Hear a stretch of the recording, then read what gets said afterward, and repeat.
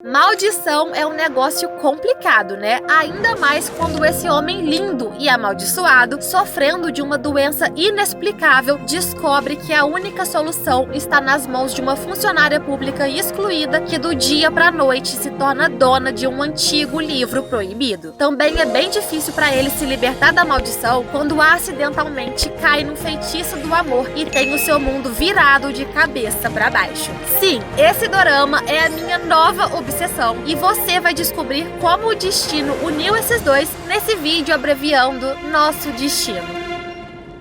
A vida tá difícil por aí, tá, né? Mas fica tranquilo que você não tá sozinho. Essa é a Lee Hong-joo, uma funcionária pública esforçada e ela também tá penando no trabalho. A encrenca do dia é lidar com a ira da vizinhança por causa da obra de um edifício. E o que já tava complicado fica pior ainda quando um funcionário cai, ou melhor, se joga lá de cima da construção. Mas bem, quem resolve esse pepino não é ela, mas sim o advogado que representa a construtora, mais conhecido como homem mais gato da face da terra, o Jang Shin-yu, sagaz, detalhista e ganhador de cada caso que pega. Ele com certeza também é ganhador da atenção de muitas mulheres, mas provando que a vida dos galãs não é fácil, o Shin-yu atraiu também uma moça muito tímida que só revela a sua mão ensanguentada pra ele. Sério, gente, eu não tava preparada pra isso. Eu não sabia se era pra ser uma cena de terror ou uma cena sexy. Eu só sei que eu fiquei muito agoniada com a mão sangrenta fazendo carinho nele. E bom, esse romance, se podemos chamar assim, né, entre o Shin-yu e a mão sangrenta, não é a única coisa assustadora. Um youtuber escolhe justamente o dia da lua de sangue para fazer a melhor coisa que poderia: visitar uma casa mal assombrada. Durante a live explorando o lugar, um susto leva ao outro e na pressa de ir embora, infelizmente ele tropeça e cai num objeto que tira a sua vida. Falando em horror, a Hong-joo é transferida para a equipe de áreas verdes da prefeitura, onde o seu pior inimigo e o seu antigo e novo chefe está esperando. Imediatamente, ela entende que as coisas não serão fáceis, porque todos já parecem estar contra ela. Como se ser excluída assim já não fosse difícil bastante, a primeira responsabilidade que ela é forçada a assumir é a demolição do santuário assombrado onde o streamer morreu, por causa da pressão dos cidadãos. Então lá vai ela escolhendo também o pior dia chuvoso para inspecionar o santuário abandonado. Eu, no lugar dela, não demoraria 2 segundos para me escafeder, ainda mais quando ela escuta um sussurro do além quando se depara com uma estátua bem sinistra. Mas o que a assusta de verdade é aquela pessoa obscura na sala ao lado, que nem desenho animado ela cai no chão e pensa estar à beira da morte quando um homem bem vestido se aproxima. É ninguém menos que o frio advogado Shin-yu. Mas como a Hong-joo não sabe disso e assistiu muitos doramas, logo ela pensa que ele é um ceifador da morte que veio pra buscá-la. Ai, gente, eu já amo de paixão essa mulher. Tá, mas o que o Shin-yu tá fazendo ali? Simples, é porque o terreno pertence à sua família, mas o zelador contratado administrou pessimamente o lugar. Mas o santuário e a funcionária largada no chão são as menores preocupações do Shin-yu nesse momento. Ele tá perturbado de verdade com os tremores na sua mão e com o diagnóstico tenebroso que recebeu de um distúrbio cerebral que pode comprometer a linguagem e os seus movimentos. E aí você me pergunta, mas e as opções de tratamento? Bom, não tem como tratar uma doença genética. Então, basicamente, o Shin-yu tem uma bomba relógio na cabeça, prestes a explodir a qualquer momento, e o máximo que ele pode fazer é evitar situações estressantes. Como sempre, esse é o pior conselho que alguém poderia dar, né? Até porque o estresse aparece em pessoa no dia seguinte, em forma de uma Hong-joo desesperada ao encontrar o suposto ceifador no elevador. Eu poderia assistir essa cena mais umas 300 vezes e eu iria rir em todas elas, com certeza. Quando ela entende que ele é um ser humano de verdade, é que o estresse começa, porque os dois têm objetivos bem diferentes. A Hong-joo precisa muito que ele assine a demolição do santuário, enquanto ele prefere restaurar o lugar. Ela precisa trabalhar dobrado para convencer esse cachorrinho fofo a largar o osso. Ah, e isso nem fui eu que disse, tá? Foi ele. Eu acho que tá mais pra gente ser a cadelinha dele. Mas enfim, quando a Hong-joo explica que o motivo motivo da sua insistência é para conseguir se aproximar dos colegas de trabalho e não ficar sozinha, o coraçãozinho de pedra dele amolece e o Shin-Yu concorda em demolir o santuário se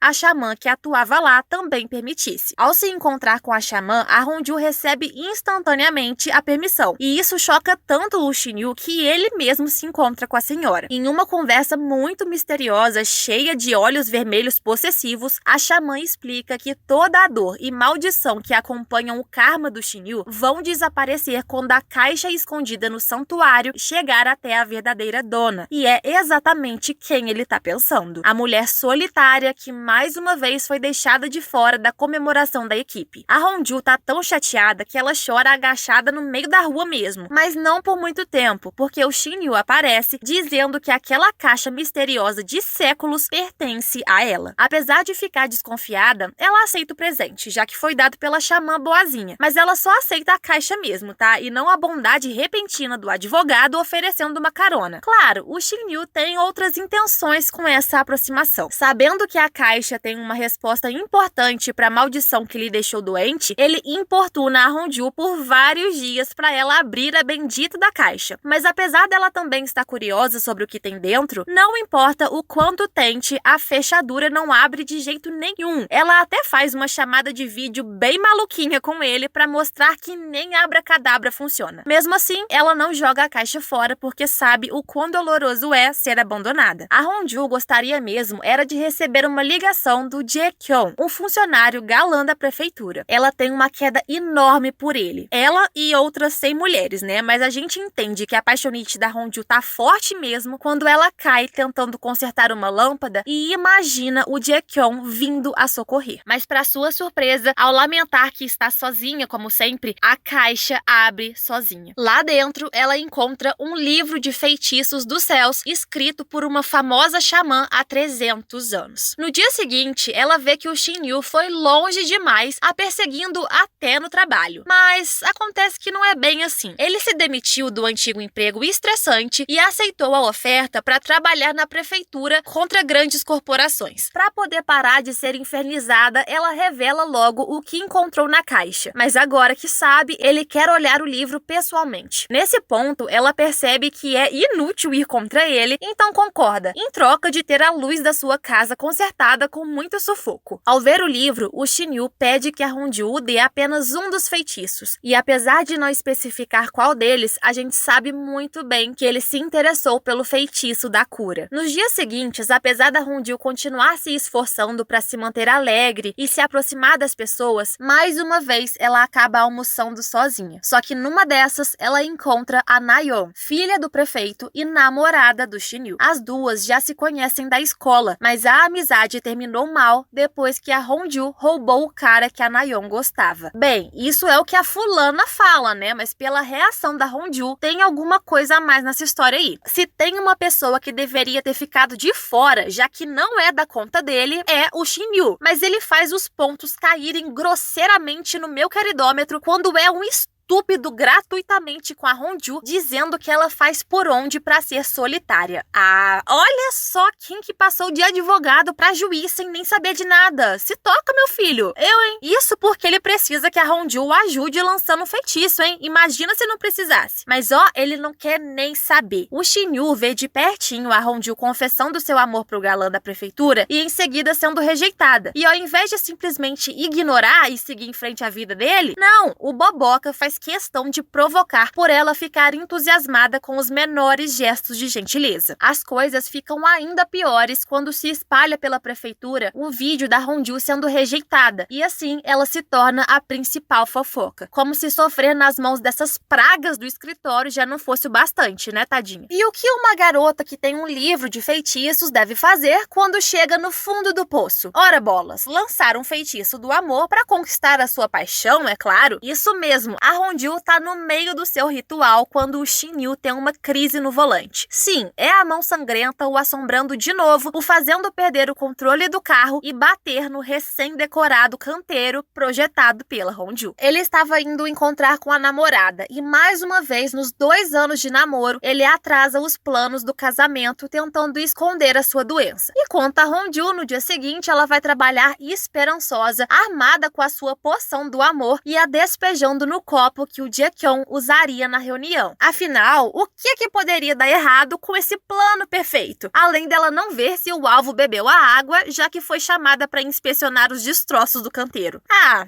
sei lá, acho que nada, né?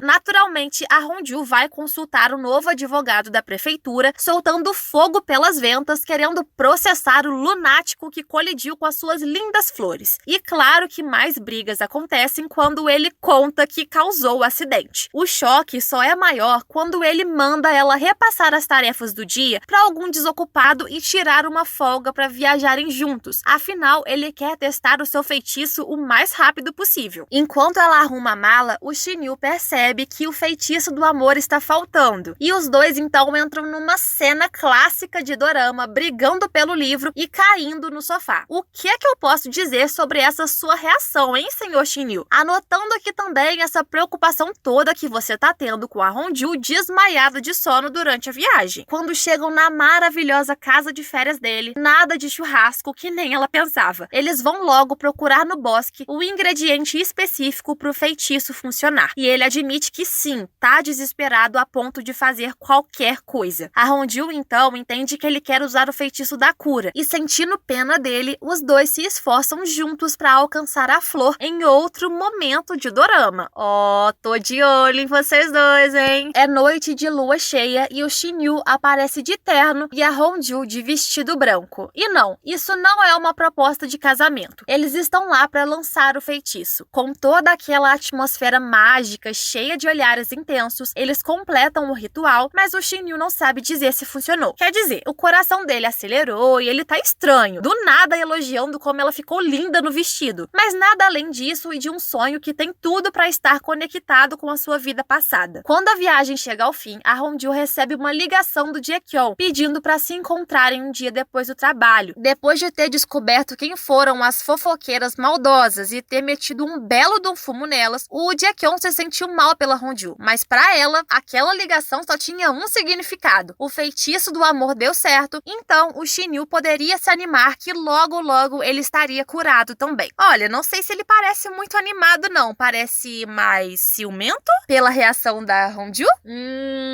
Ok. De volta ao trabalho, as coisas melhoram minimamente para nossa menina. A chefe do departamento está de volta e agora a gente tem uma pessoa para gostar no meio dos trastes, porque essa mulher é uma querida, acessível e inclusiva, que não permite que ninguém seja excluído. Já pro Shin-Yu, as coisas não parecem melhores. Ao invés de continuar adiando o casamento, ele termina o namoro com a Nayeon, abrindo um buraco no coração dela. Ele precisa de um tempo para pensar e principalmente para entender por que os sintomas da sua doença foram substituídos por palpitações no coração sempre que vê a Hongju. Ele até chegou ao ponto de segui-la no encontro com o galã da prefeitura. Olha, não queria dizer não, tá? Mas eu tenho um palpite.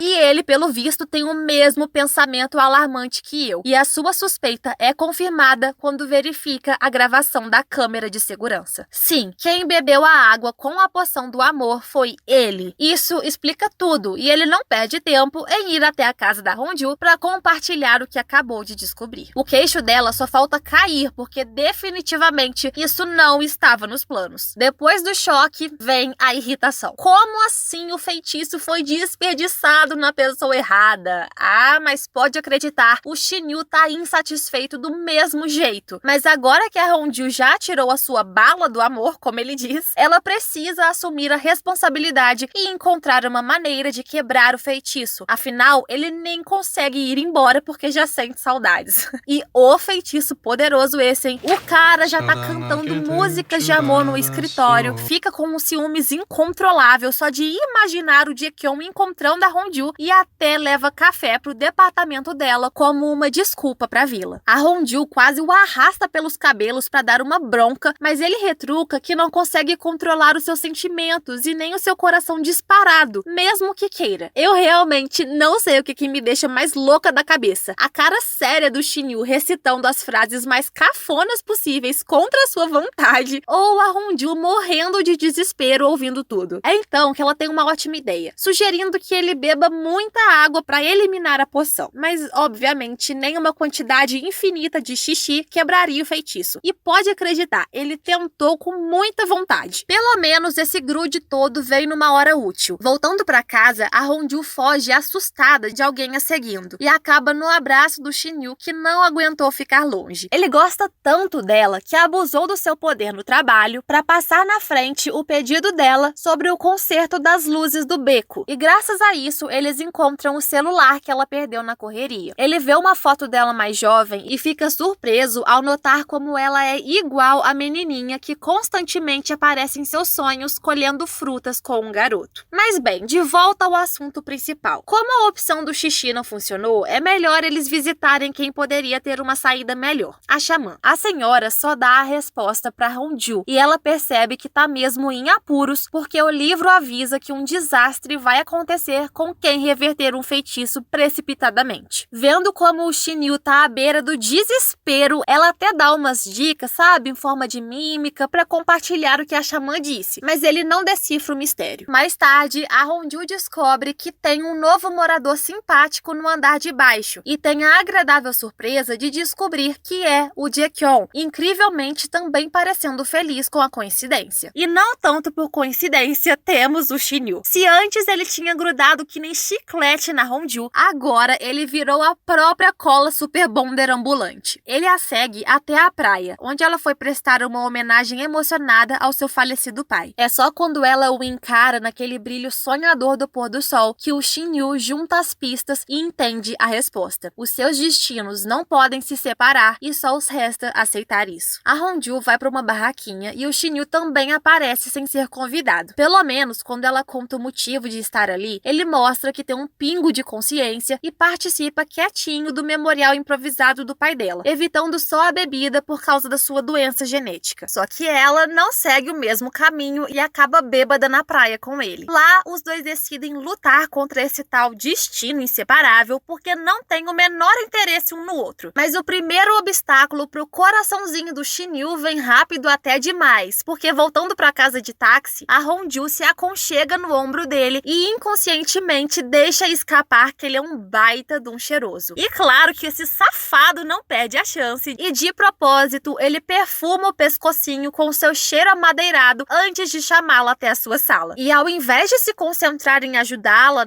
com o recente problema das placas manchadas com sangue de galinha num parque próximo, não, ele tá mais ocupado flertando com ela. E eu quase não consigo me concentrar depois disso, porque ele é lindo demais, como pode? Realmente essa mulher tem uma força descomunal pra rejeitar ele. Mas aí, depois que ela sai, ele se toca, da canalice que tá cometendo. Porque dias atrás, ele caiu na armadilha da Nayeon e foi pedido em casamento por ela. Sim, esses dois reataram o noivado, mas eu realmente não sei porquê, já que o Shin-Yu não parece apaixonado pela namorada. E eu não acho que tenha a ver com o feitiço da Hong-Joo, não. Por falar na Hong-Joo, o Shin-Yu vê e segue uma mulher com roupas tradicionais muito parecida com a Hong-Joo durante a sua visita a um palácio, mas essa mulher desaparece do nada. E ele confirma que endoidou de vez quando a Hong-Joo da vida real garante que não estava naquele lugar. Irritado, mais uma vez, ele incorpora o seu babaca canalha interior, pedindo que ela reverta o feitiço, porque não faz sentido ele trocar a deusa da sua namorada por uma garota como a Hong-Joo. É o quê? Ah, Shin-Yu, mas tu tá querendo mesmo que eu te jogue pela janela? Porque eu sou bem capaz, tá? Ouvir aquilo machuca muito a Hong-Joo, porque ela sabe muito bem que deusa de Araki é essa, a mesma que a intimidava na época da escola por causa de um mal-entendido. Mas convenhamos, é muito difícil entender esse homem. Quando se encontram no elevador, ela mantém distância,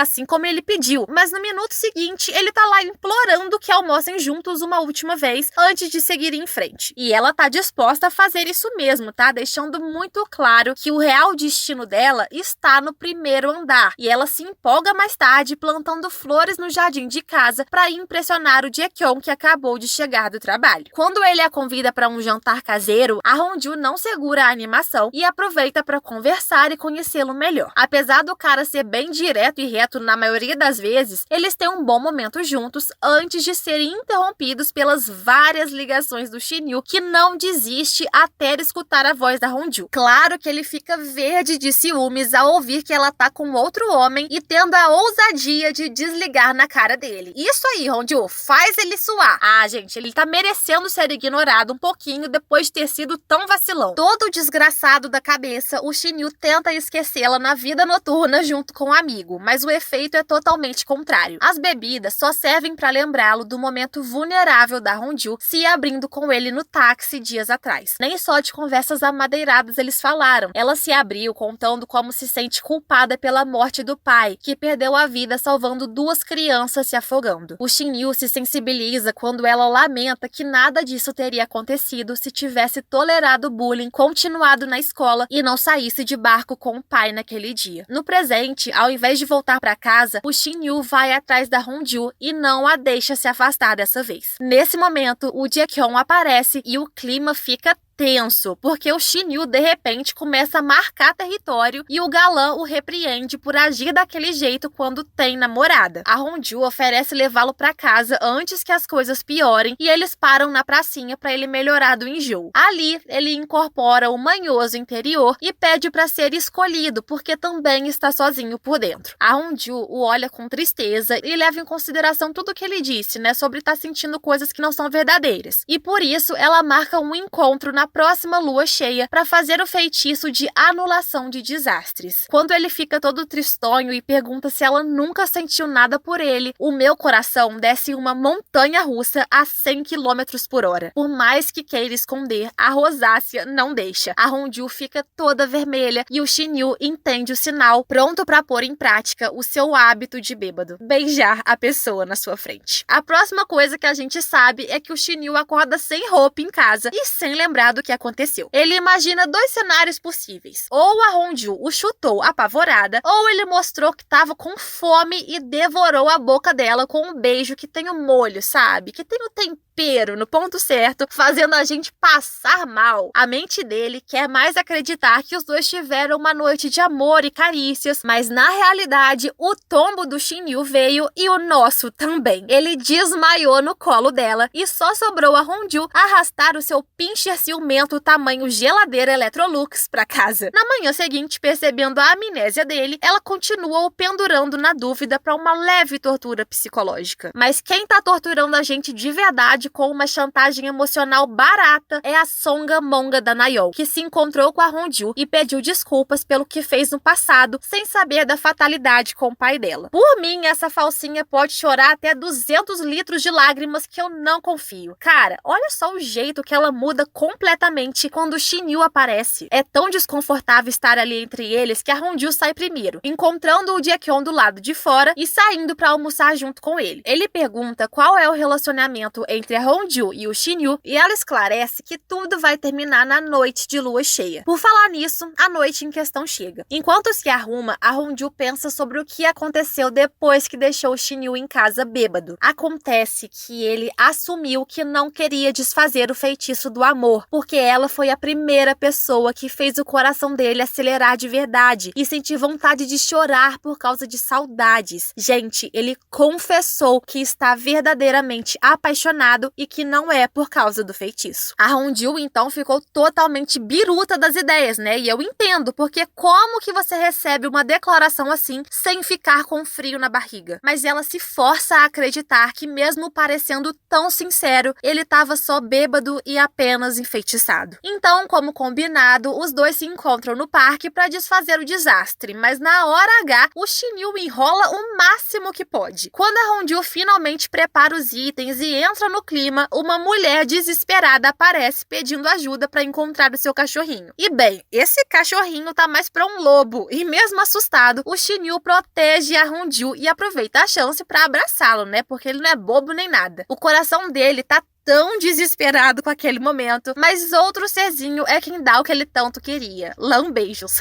Mais uma vez, o Shin-Yu prova que é o cachorrinho dela mesmo. Olha só quem dá patinha agora. Mas querendo ou não, eles voltam para terminar os trabalhos. Ela escreve a palavra sacrifício no papel e para que funcione, o Shin-Yu precisa guardá-lo por 100 dias. Assim, a dupla se separa e de primeira ele acha que funcionou, porque não pensou nela durante a noite inteira. Mas olha só quem tá ligando para ela antes dos galos cantarem, né? Os dois estão super felizes por aparentemente tudo estar dando certo. Até que a Hongju recebe um banho gratuito do Shin-Yu e a partir daí parece que tudo vai por água abaixo. A sua felicidade termina de vez quando descobre que a Nayeon está trabalhando como designer na prefeitura e que claramente aquele pedido de desculpas dias atrás não foi sincero. Para piorar o que já estava ruim, naquela noite a Hongju fica extremamente desconfortável ao ser abordada pelo vendedor de flores parceiro da prefeitura e praticamente é forçada a jantar com ele. Apesar dele dizer que bebeu a água da garrafinha dela, aquela que tinha o feitiço do amor, eu acho que esse não é o motivo dele estar obcecado por ela. Lembrando que o pijama favorito da Hongju sumiu magicamente do varal dias atrás e que foi esse homem aí quem mandou um buquê de rosas. Ah, mas esse homem ainda vai aprontar, viu? Eu consigo sentir de longe as vibrações psicopatas que ele passa. Mas por enquanto, felizmente, o Shin-Yu aparece no momento certo para salvá-la. Enquanto a leva para casa, o Shin-Yu constata o óbvio: o feitiço não tá funcionando. Ele chega nessa conclusão porque mais cedo no trabalho ele ficou muito magoado ao ver que a Hongju se machucou numa confusão na prefeitura. Mesmo assim, ela diz que é muito cedo para confirmar qualquer coisa. Então, por enquanto, ela prefere sair do carro e pegar um ônibus para casa. O Shin-Yu fica todo borocochô e entende o porquê disso ao conferir o papel do feitiço. Simples, a Hongju estragou tudo ao escrever a palavra errada na folha. Ela tem vontade de enfiar a cabeça num buraco por ter se confundido assim, mas coloca a culpa toda nele por deixá-la nervosa. A culpa foi dele por ter ligado tantas vezes sentindo saudades, fazendo com que ela se sentisse menos solitária.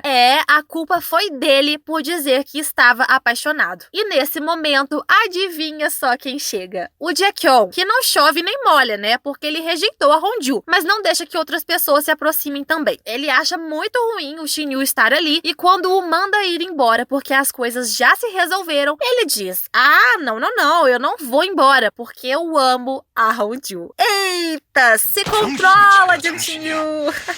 Gente, o triângulo amoroso chegou aí e a Hongju agora tá presa entre o seu destino e o seu desejo. Ou será mesmo que o Jae-kyung é a escolha dela? Será que ela não confundiu a gentileza dele com a necessidade de se sentir amada? Olha, eu só sei que eu tô maluca pra ver esse feitiço sendo desfeito logo, pra eu conseguir me entregar de verdade aos sentimentos reais que eles vão construir naturalmente. Até lá, só nos resta surtar coletivamente, esperando a Hongju ceder aos encantos do Shin-Yu e também descobrir alguma coisa sobre o passado amaldiçoado que uniu o destino deles. Quais são as suas apostas pra essa confusão toda? Me conta aqui nos comentários e não esquece de curtir e de se inscrever no canal pra gente acompanhar juntinho o que vem por aí. Até o próximo vídeo e tchau!